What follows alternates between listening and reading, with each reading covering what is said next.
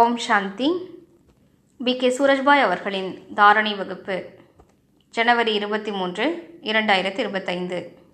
நமது தவம் அழகாக நடைபெற்று கொண்டிருக்கின்றது. பாபாவும் நம்மை மிகுந்த பரிபாலனை செய்து கொண்டிருக்கின்றார். மிகுந்த சுகத்தினை வழங்கி கொண்டிருக்கிறார்.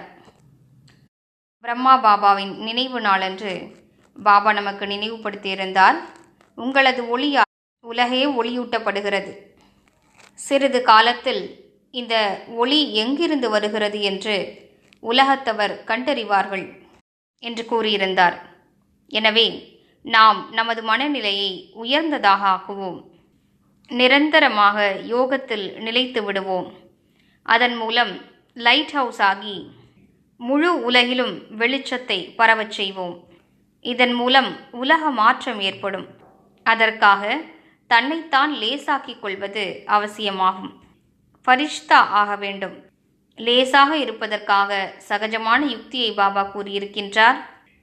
எனது கரம் பாபாவின் கரத்தில் இருக்கிறது. அவரே எனது பொறுப்பாளராவார். எனது அனைத்து சுமைகளையும் நீக்குவதற்காகவே அவர் வந்திருக்கின்றார்.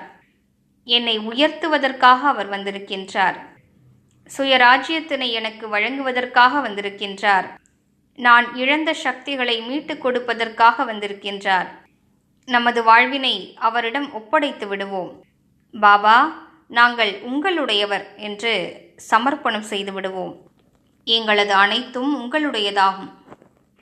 மனமும் உங்களுடையது, புத்தியும் உங்களுடையது. இவ்வாறு நினைப்போமானால் மிகுந்த சுகம் கிடைக்கும். ஒரு பலவீனமான மனிதர் சக்தி வாய்ந்த ஒருவரது அடைக்கலத்தில் வந்துவிட்டால் எத்தனை பாதுகாப்பாக உணர்கின்றார்.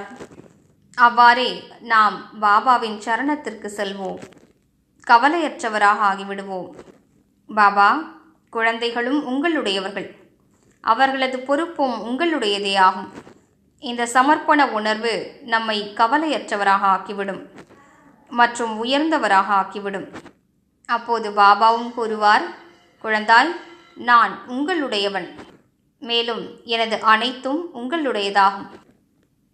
வெறும் பேச்சளவிற்கு இல்லாமல் உண்மையான சமர்ப்பணம் இருக்குமென்றால் உங்களது குடும்பமும் சுகம் நிறைந்ததாக ஆகிவிடும். உங்களது குழந்தைகளும் சுகம் நிறைந்தவர்களாக ஆகிவிடுவார்கள். நல்லொழுக்கமுடையவர்களாக இருப்பார்கள். வாழ்க்கை தடைகள் மற்றும் பிரச்சனைகளிலிருந்து விடுபட்டதாக ஆகிவிடும். இந்த சமர்ப்பண உணர்வில் அந்த அளவிற்கு மிகப்பெரிய சக்தி இருக்கின்றது. மிகப்பெரிய ரகசியம் இதில் அடங்கியிருக்கிறது. உண்மையில் இது மிகுந்த ஆழமான விஷயமாகும். எனவே இன்றிலிருந்து சமர்ப்பணம் செய்து கொண்டே இருப்போம். பாபா, இந்த மனமும் உங்களுடையது. இப்போது உங்களது எண்ணம் எதுவோ அதுவே எனது எண்ணமாகும். உங்களது விருப்பம் எதுவோ அதுவே எனது விருப்பமாகும். உங்களது விருப்பத்திற்கு மாறாக நாங்கள் எதுவும் செய்ய மாட்டோம். புத்தியும் உங்களுக்கு அர்ப்பணம். அகம்பாவத்திலிருந்து விடுபட்டு முற்றிலும் தெய்வீகமானதாக சுத்திகரிக்கப்பட்டதாக புத்தியினை மாற்றிவிடுவோம். நமது புத்தி தெளிவாகவும் சுத்தமாகவும் இல்லை என்றால் அதில் எவ்வாறு பகவான் வந்து வாசம் செய்வார்? எனவே புத்தியை சுத்திகரிப்போம்.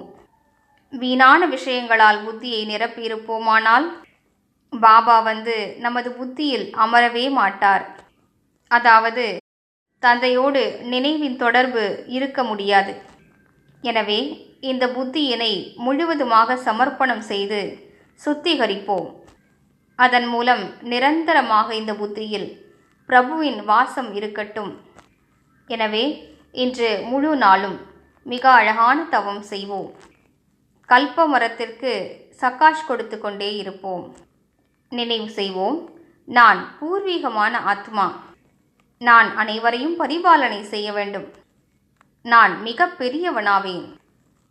எனவே எனது சிந்தனைகள் மிக உயர்ந்தவையாக இருக்க வேண்டும்.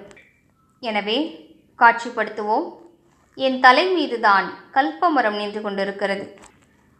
எனது மனநிலை, எனது தூய்மையின் சக்தி மற்றும் பிற சக்திகளின் அதிர்வலைகள் முழு கல்பமரத்திலும் பரவி கொண்டிருக்கின்றன. பாபா எனது துணைவராக இருக்கின்றார். நான் முழு கல்பமரத்திற்கும் சக்தி வாய்ந்த அதிர்வலைகளை பரவச் செய்கின்றேன்.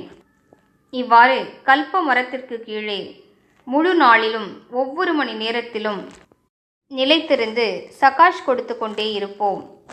ஓம் சாந்தி.